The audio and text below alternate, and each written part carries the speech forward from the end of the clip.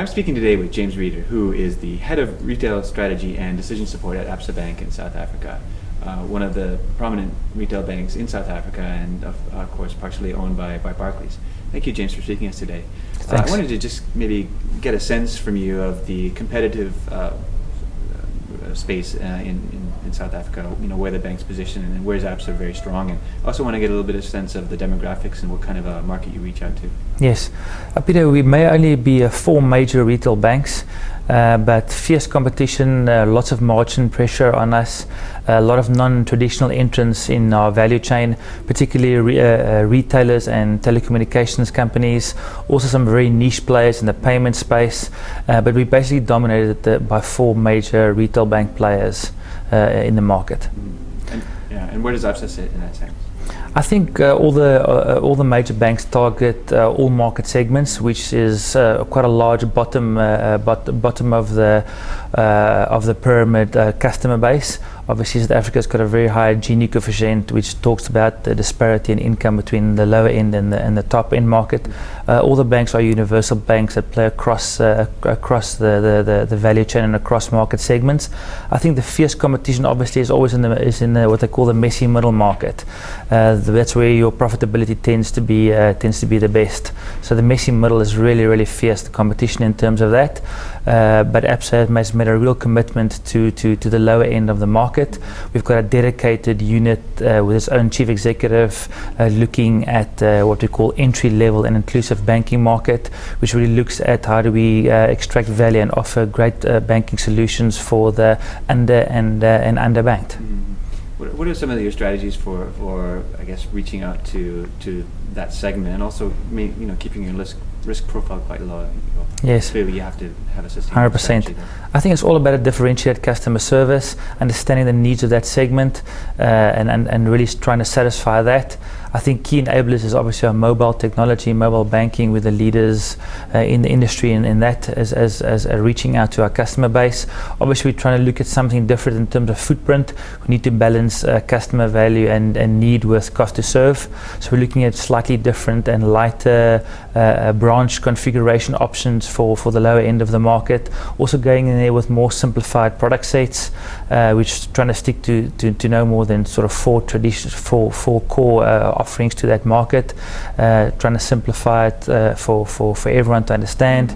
Obviously also looking to partner with retailers in terms of a retailer payment solution to also bring down the cost to serve and just get access. Convenience and access are 2 critical components to serving this market profitably. Obviously we're also the biggest social grant dispersers in the country through cash and biometrics and other tools of the trade to make sure that those people that are really very dependent on social grants get their money every month. So it's another key offering to that segment. Partnership's been a very strong theme in retail banking in recent years. You sort of mentioned some of your partnerships. How do you approach that model? I think partnerships are very important, obviously, and core to our business. I think it's just very important to make sure there's a mutual beneficial relationship going, some synergies in terms of intent. So I think I think the owners and our partners to come and show value back to the business is very big. I think your normal contractor engagement or external consulting engagement, I think we're looking forward to change some of the rules of the game there, to really say how are you really going to enable our business, not just come into our business and tell us what we already know. I think the reciprocated value we've got to give back is then we have a very clear strategy to make sure that people can understand what our strategic intent is, and we've been working very hard over the last 18 months, 24 months in terms of really clarifying our strategic intent from a retail bank perspective, and to ensure that when we engage with partners we make it easier for us to unlock those synergies. I guess the telcos are the obvious partners for banks, really, to sort of reach out to the client base and also to keep money moving. It links into the mobile phone banking. What are some of the other types of partnerships that you're looking at outside of telcos? I think we mentioned retailers. Also got a very extensive footprint. Also in some of those areas where we don't have extensive footprint, And I'm talking about smaller retailers here. We sometimes refer to them as spaza shops, which are really sort of informal merchants. They can play a very important role in terms of deposit taking, but also then servicing the payments and disbursement needs of our customer base. I think that's a unique model where we're trying to help them increase feet through the door, and also try and enable them with some banking technology to make just a better and safer payments landscapes. I think those are new players. Obviously, also there's a lot of niche banks coming into the market. Always try to help them through sponsorship agreements. So we're fairly pro competition in terms of that. And they also address very specific needs for certain customers. And I think other key partners are just obviously always look to partner with government in terms of enabling them. I think banks really play a core fabric of society.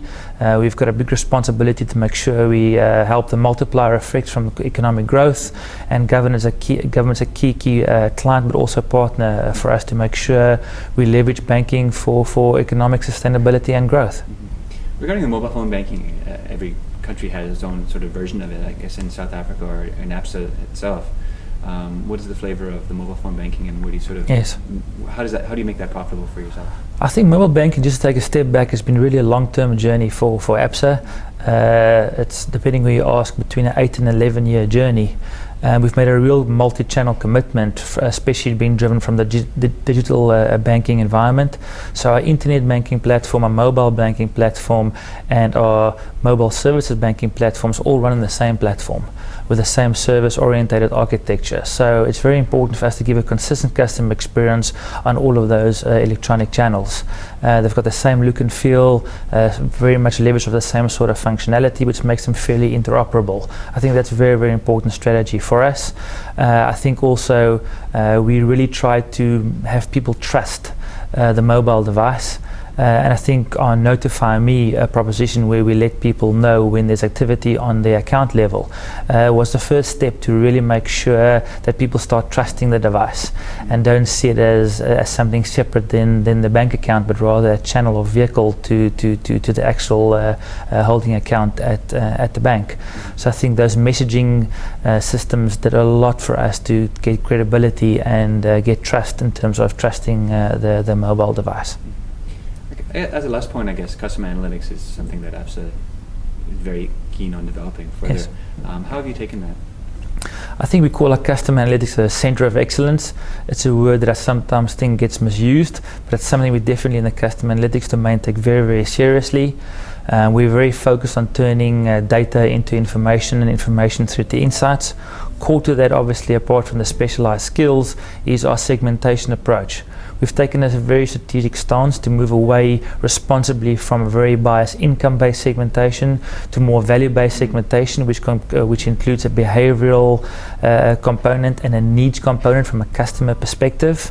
We believe that clustering customers on that value perspective gives us much more accurate views on the customer and makes our tactical and strategic responses much more targeted. Basically, from a strategic perspective, you'll take the value segmentation approach into customer value propositions, who will then be very strategically positioned at certain customer segments. On a tactical basis, we've got micro segments. The strategic ones would have been macro segments. The micro segments, we are more tactical of nature, which clusters customers by behavior and needs.